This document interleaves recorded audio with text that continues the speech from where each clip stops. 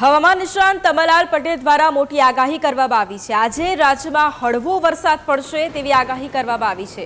Deep ડિપ્રેશનને કારણે દરિયો તોફાની બનશે। 75 થી 80 કિલોમીટરની ઝડપે પવન પણ ફૂંકાશે।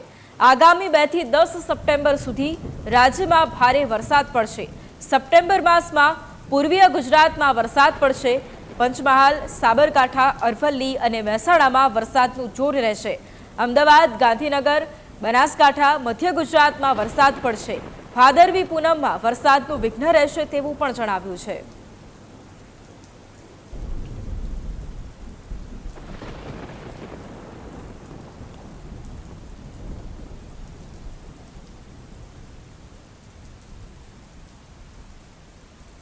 જે સિસ્ટમ આવી હતી લગભગ ગુજરાતમાંથી ગુજરાતના માર્ગમાં થઈ અને સૌરાષ્ટ્ર માર્ગે થઈ અને કચ્છના માર્ગે ગઈ આવી છે।